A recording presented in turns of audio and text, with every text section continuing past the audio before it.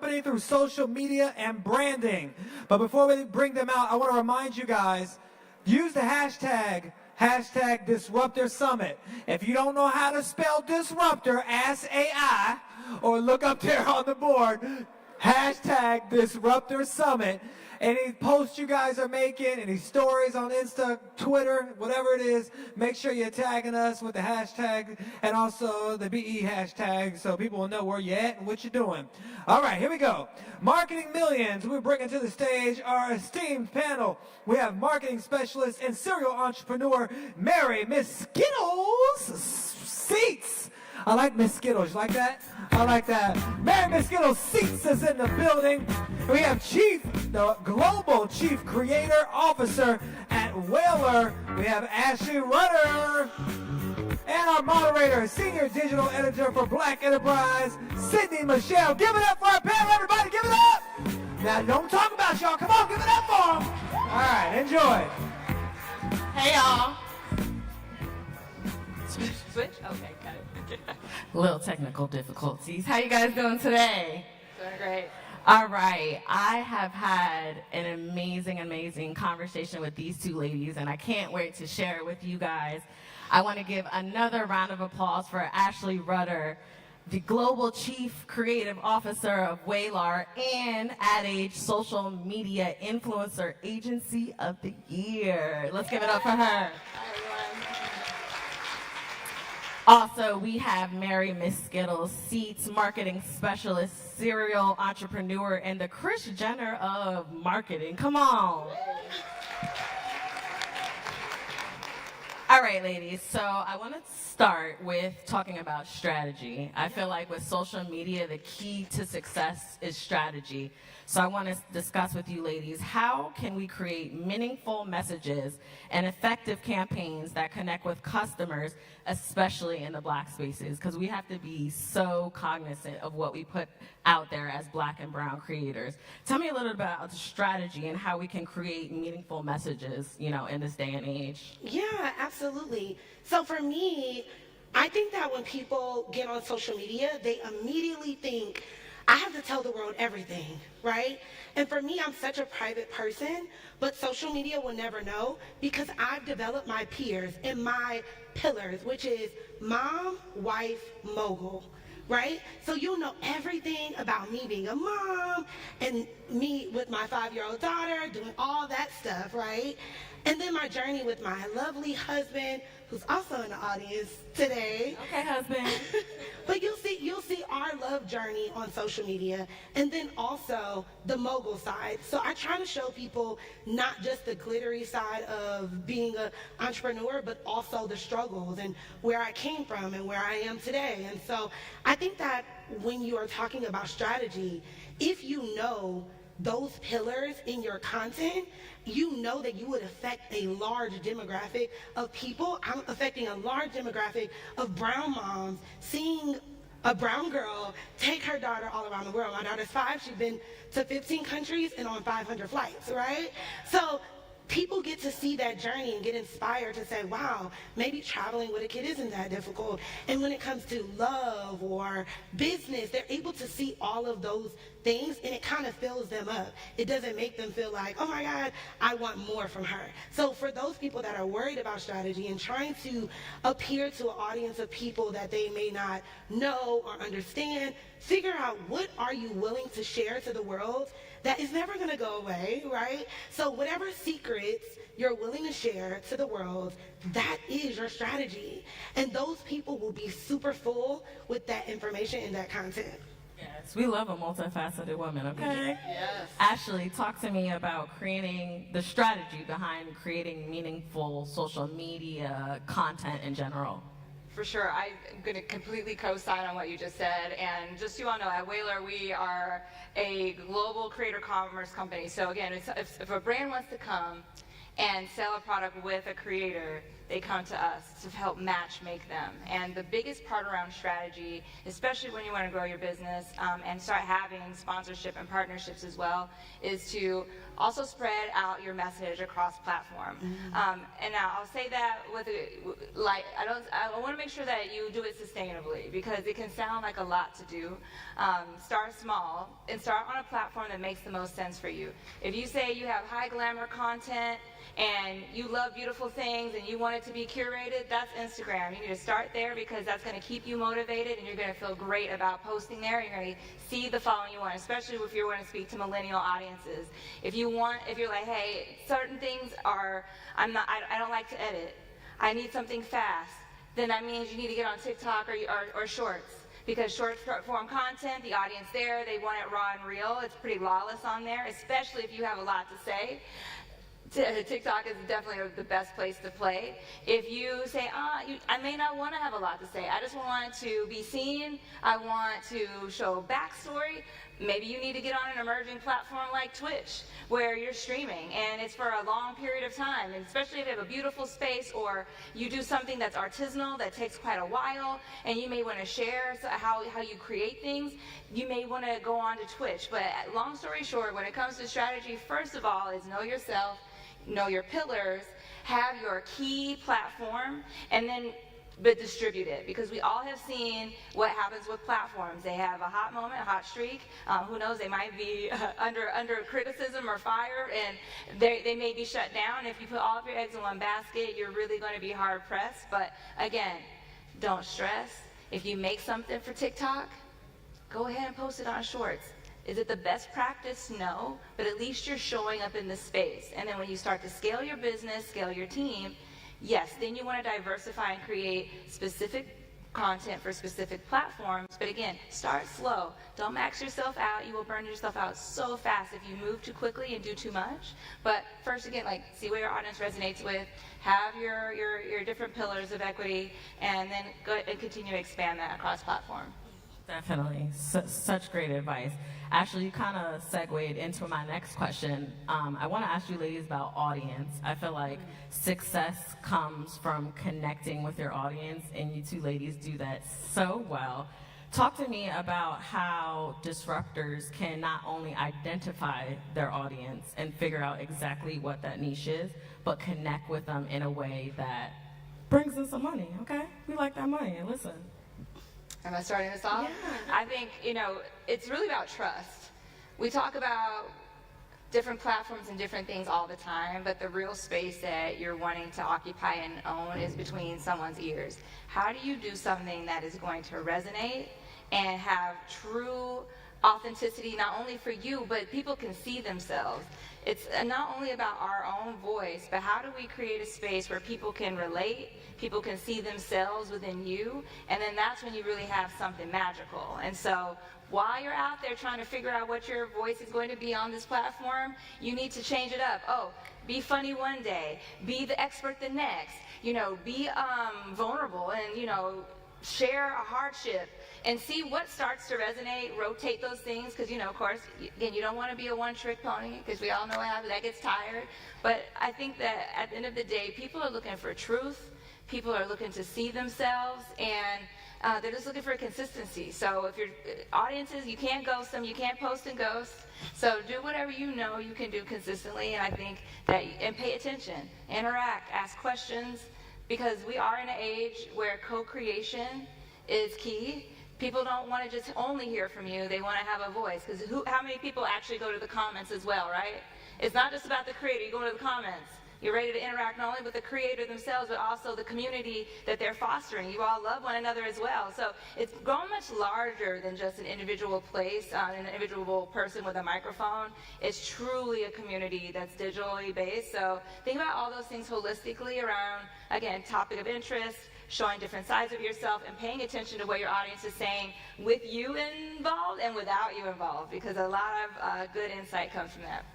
For sure. Yeah. Miss Skittle, tell me, because I love how you connect with your audience. I mean, even from like your Instagram stories, you keep it 100% real, and I feel like that's why you're so successful. Tell me about identifying your audience and connecting with them like how you do. Yeah, absolutely. And my goal is to connect with this audience today because I know y'all have been in the audience and you heard a lot of things. If there's anybody in this room that has been broke before, make some noise. Woo! If there's anybody that's in this audience that has had their heart broken before, make some noise. Woo! If there's anybody in this audience that wants to attain $1 million or multi-millions, make some noise. Hello? Okay. Yes, we all do. So that is exactly my story.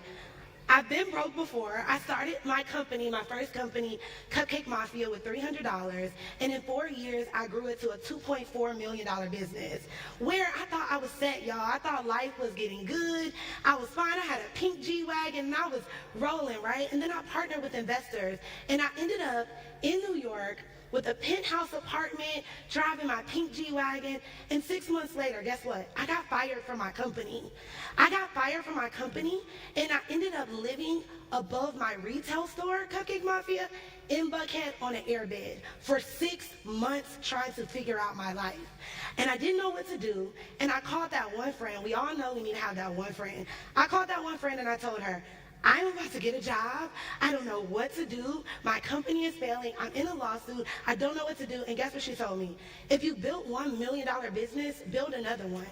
And that information, thank you. And that information was literally all I needed. From there, I started a digital community called Girl Mob. I started a company called the Icing Agency. I went to China and opened up my own clothing factory because I didn't want to get middleman anymore. I put all bets in on myself from that airbed, you guys. I opened up 4 retail stores, and that is when life started to really look up for me. So sometimes when you're in the darkest time of your life and you're sharing that to that audience, they can also resonate with that. So many people hear my airbed story and they're like, girl, I'm on an airbed now, and you're inspiring me. So listen, share the story about when you're broke. Share the story about when you bounce back. Share the story about how you're still figuring it out. You guys, I opened a 20,000 square foot co-working space in a pandemic using my own money, okay? And went through 559 days of pure hell to build this up. But now, here we are a year later, fully profitable, helping over 10,000 African American minority women scale their business in the heart of Atlanta. So once I share my story, you guys are now tied into me. Now you feel, oh my God, who is this? How do I connect with her? And what I just did with you is exactly what you do to your audience. I don't care how far you make it. I don't care. Y'all, I flew back from Fiji this weekend, last night, to make it on this panel today. And I shared that story. Why I shared that story? Because I don't feel like I've made it yet. And you may see me at the highest level, but this is the lowest level that I'll ever be because I'm going to continue to go up and up and Let's up. go. So Come continue on. to share that story. Talk about it. You better say that, girl. You better say that. I wanted to ask you guys next, in a world of so many social medias between TikTok, Twitch, Instagram, professional ones like LinkedIn, Facebook, so on and so forth, how do we cut through the noise? We're in a social media overload space. And actually, I want you to start with that because I feel like you've been so great in identifying the creators and the disruptors that cut through the noise, that really bring their brand to the forefront. Tell me a little bit about how you identify those and how our audience can be a part of that community. For sure. It's really about, this is going to sound so cliche and don't roll your eyes now. You have to do the work because copying is not the way to go. You're going to see someone and you're going to be tempted and be like, oh, I saw them blow up overnight, but guess what? They really didn't. A lot of people really put in the work and did the things that we're talking about, finding those pillars of brand equity, going in and figuring out what voice sounds right on what platform, figuring out how to scale your business with as few people as possible. Sometimes you do need a team, but when I tell you if you can scale your business with things like AI and it maintains as close to your voice as possible, that's when you're really winning. And so when you talk about what do we look for that wild DNA in a creator's content, but what that DNA is them being themselves, is truly that. And each and every one of us has a different fingerprint, a different concept. We all have struggles, but in a different way. So really talk to people and say, why do you watch my content? What makes me different? Because you can have your own opinions, but I'm telling you, your 5 closest friends, your family, they're going to point out characteristics about you that you may not identify with. You may actually want to hide those things, but actually that is where you need to lean in. We are in one of the most educated, most easy, this is the information era on steroids.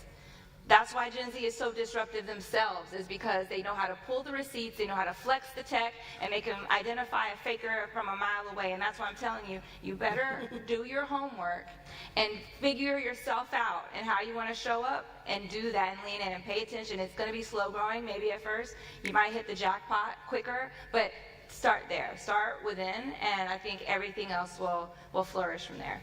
Yeah, and I would just say, for me, I use them all in different ways. So if I can help you guys break through the noise and truly be a disruptor when it comes to content, it's go to Pinterest for ideas, right? I curate all of my ideas from Pinterest. I'm like, okay, I can literally tap into Pinterest and be like, oh my God, this inspired me to travel, or this inspired me to tell my story, or this inspired me to give me tips, right? So share content, blogs and things like that, informational content on Pinterest. It is a hub, a resource for people to find all of your information and consider you a thought leader, right? Then when it comes to Instagram, I think that content should be a multitude of things. Engaging, funny, it should be funny, it should be informational, it should be motivational, it should be inspirational, and then it should be something that you thought out. Like, they should be able to know you're expert in that area. So if you are creating content in those areas, you are going to hit it out the park when it comes to content on Instagram. When it comes to TikTok, it's a younger generation. So you can't really go on there using all the big words. This is the time for you to break it down. For all of those thought philosophers and IT and tech gurus, this is the time for you to explain to us what it is. What are you talking about? What is IT and why do we need it? And all of those things. So use TikTok for that, to break it down and create short form content. But you guys, there are AI softwares that will break your content into so many different cuts for you to be able to use on Instagram and on TikTok, yes, and all of the different ways that you want to use it. So don't get so caught up. But honestly, I feel like figure out how to drive one boat before you put your foot into a jet ski, right? If you put your foot in a jet ski, you're going to fall off, right? So figure out how to get that one boat flowing. Okay, I got Instagram. All right, cool. Now I'm going to use my best performing content on Instagram to go to Pinterest, and then to go to TikTok, and then to send out emails and do text message marketing. And if I could give y'all a couple of gems, the email software that I use is Klaviyo. It's very easy. The text message community that I use is Community, right? So if you use those 2 things with ChatGPT, you will be set. You know what? I have to double click on that. Yeah. I'm sorry. Go ahead, Not me answering twice. But I will say also go to the spaces that are emerging. Yeah. Because I don't think that people realize so much that the platforms are also a business that nobody's talking about. Like how they get us by the throat at first because the community's so dope and it's so active and it's so live at first. But then that's when the ad starts coming in, and that's when it starts turning into pay to play. And so now it's more so it becomes less about always like your audience. Then it also becomes into the gatekeeping that ad dollars start to unlock. And so if you can get on an emerging platform, be it Twitch, you need to get back over on Snapchat. That is the biggest moment I think that's about to pop back up again. Yeah. That's like truly for especially around creators and creative. I think that just find the tools within Instagram. Yeah. How many guys are out there? Look at all the spaces that aren't being populated and figure out, do I have a voice here? Does that feel right for my brand? And populate the places that aren't as filled. And that's how to really cut through. Definitely. So. And don't forget LinkedIn. Listen, come on. You guys literally brought me to my next question. I wanted to give the audience a chance to get your phones out, your notepads, whatever you need. Yes. I want to ask the 2 of you ladies your top tools And you kind of, Mary, you went through your preferred text platform, your preferred email platform. But I really want you guys, I wanted to give them a minute because these tips can really amplify your content, whether you're a business, whether you're a creative trying to sell yourself, you have a business trying to sell your business. Tell me, you already got into it a little bit, which I love. Tell me a little bit about your top tools to amplify content as a creator, as a disruptor, especially the ones that the audience may not know. I've been playing around in Midjourney. Massive. I think this is like a huge moment for all of us to be the artist, the graphic designer that we always wanted to be and do 3D design. If all we have to do is learn how to prompt. It's very easy. There's tons of YouTube videos out there, and again, you could have things that look so elevated, and you probably would need a team of 5 to accomplish it. I love ChatGPT as well. Again, if you're overwhelmed by emails, overwhelmed by captions, you can have that thing write out an entire month strategy, write out several captions, tell me, and you can treat it like the best creative assistant, creative mentor that you could possibly ever have, because you can have it duplicate yourself. It's like you're talking to yourself and multiplying your brain, because we are human, we get maxed out. You can have a conversation and say, like, walk me through this. What about, I'm having tension here. I'm coming short with ideas on Instagram. Give me 10 ideas that I can say here. Oh, what are the most popular, things that are going on in the month of June around HBCU? Because if you came from one, right? And it can show you all sorts of different ways to explore. Break that down into all of the platforms. It will give you that. Are you understanding? And you can tell it to put it in a spreadsheet form and email it to yourself. When I tell you that thing is powerful, powerful, powerful. Get that thing in there. saves my life Yes. on a daily. Yes. Yeah, so for me, I would start by any moms in the building that travel.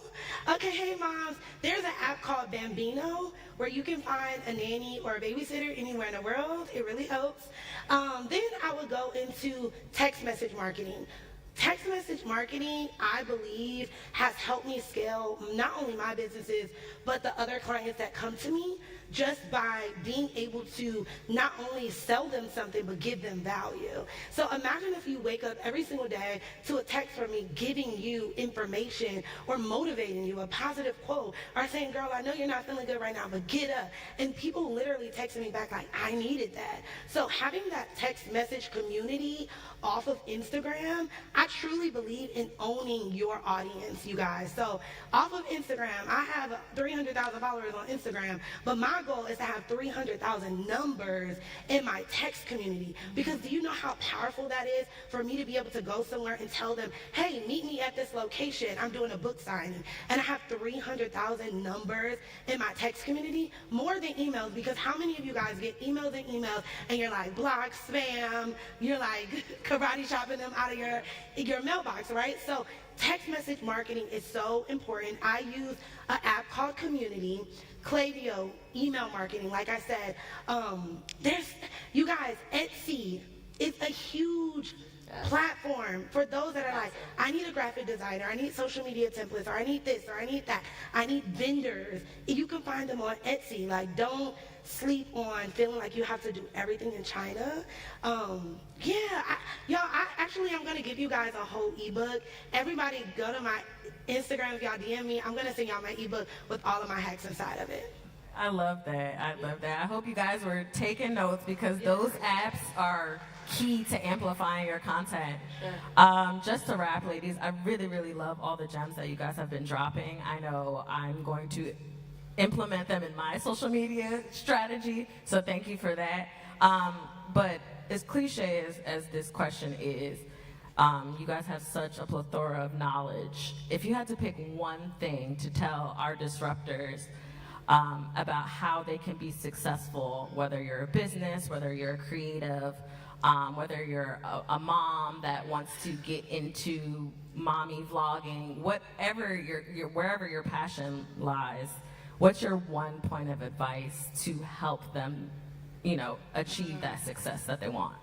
Oh, that's so hard. I know it's hard to narrow it down, but if you had to pick one. Okay, I think, it's two-pronged. It's like you're gonna have to have some really strong boundaries, and you're gonna have to understand also that you know, you're a futurist. You're talking about something that may not have ever been done before, may be completely outside of anything you've ever done before, and it's not going to make sense to people. But our intuition, your intuition is onto something, because you don't, like, these ideas, they come from somewhere. They're tapping into something inside of you, and only you're going to, like, be the one that's truly plugged into that. So don't give up on that, and create the boundaries and create the time to foster and build what you're trying to build. I have always had 3 jobs and then some. Again, like, I'm in the C-suite and people are like, why are you working on the weekend? I'm like, why would I not? Because this is my passion. I have the things that I built my career on. My career is my passion. My corporate career. I have a production company. I'm super busy. I came up as a makeup artist, as a pro makeup artist. I still have my special clients. I make room for all of that. And in order to do that, that means there's not a lot of time for other things. And that may be that binge watching that latest movie, that might end Netflix, that will steal your life. You're gonna, again, that's what I mean by boundaries. Like, what are you spending your time putting in your ears? You might not know every rap song, but guess what you do know? Whatever, you know, self-help, self-talk, whatever meditation that you need to be listening to, you're gonna have to replace things that are empty with things that will build you up and fill your cup and get you further to where you need to go. And it could be people, it could be how you spend your pastimes, but if you're really serious about your work and you're really serious about growing this thing, you need to really dial into that and know that not everyone's going to get it. And you're going to have naysayers. It doesn't matter, though, because you're dialed into something really big, and just stick with it. Mine would be... Come on, Yes, Jess. for that. We will clap it up for that. Mary, tell me something. Mine would be, are y'all really trying to make history? Ladies, are y'all really trying to make history? If you are, then how can you make history without us knowing your his story, right? Or your her story. My story is, think about the icons like Oprah, Tyler Perry. You only consider them iconic because you know their story. You know where they came from. You know how hard it took for them to get to where they are. So you can't really make history if no one knows your story. So I need today for you to make sure, drops mic, yes. Yeah. I need you to make sure the world knows your story. I don't care about the divorce, the breakup, the lost business. I thought I was a failure in 2013. I thought I was a failure. Who would know that my marketing agency would go back 10 years later to make $16 million, right? So thank you. Oh. I really need you guys to emphasize on what makes you different and tell the world your story and build a community around it. My goal is, honestly, if I can help one person and that next person helps another person, then I've done my job. So I'm building my community for the bakery, for Girl Mob, for women all around the world who were like me when I started, who didn't have anything and didn't have anyone to look up to in the space that I was in. I would be remiss if I didn't become that person that I needed when I started. So let's make history. Come on, let's make history. Before we start Q&A, I just want to give a hand to these 2 beautiful ladies. Can we give a hand for them before Q&A? Y'all are dropped the gems today, okay? We're going to have a quick Q&A session. If you guys want to head to that mic right there, we're going to take a couple questions. We don't have too much time, but we'll take a couple questions. Hello, everybody. Hi. I am Marquina Novembre. I am a marketing and brand strategist and a graduate of the Clark Atlanta University. Okay. All right. And it's such an honor to be here today. You guys have dropped so many gems I can't even. And with Miss Skittlez, I've been following you for so long. You have just blown up so many brands. And one thing I love about your story is that you talk about how you started your business with $300. You know, at one point you were on an airbed. You know, what would be your tips for people that are in those situations right now that are like, what do I do with what I have in my hands? Even as a full 6-figure career woman, exactly what do they do? What do they invest in to be able to be where you are? Yeah, if I could go back and do it all over again, I would have started with a service. So my first brand was a t-shirt company. I started with $300. If I could have done it all over again, I would have started with a service. Since I was 16 years old, people always told me I was a great marketer. I went to college for marketing, had a doctorate in marketing, but I never knew what to turn it into. Now, companies literally pay me hundreds of thousands of dollars to just sit with them and tell them about a strategy. So what is it that people are asking you about that you're avoiding? Are they telling you, you're the best cook in our church, you should really be a cook? And you're like, no, I sell hair. Like, what is it that you can do without investing anything in inventory, right? Investing anything. Because I built my agency up with just me at one point in time. I was the graphic designer, I was the photographer, I was the assistant, I was everything. So what can you do as a service-based business to build up that revenue to then invest in a product-based business or anything else that you want to do? That's where I would tell you to start. That's great. Yes, ma'am. Next. Hi, my name is Jordan Weaver. I am the founder of Forefront, which is a marketplace that connects Black-owned businesses with influencers. And I know you mentioned a little bit before that you have like your own digital community, and I wanted to just get some tips or pointers. We currently have a community of over 1,000 brands and influencers, and really just working on cultivating that community and owning it essentially, not on Instagram. So what tips do you have on building a digital community? Yeah, so Ashley can also talk, because she's for both y'all. Whalar, is it? Okay.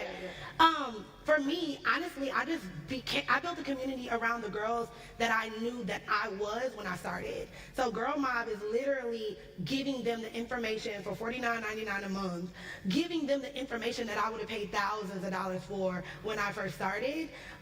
So I think find that tribe, and it starts small.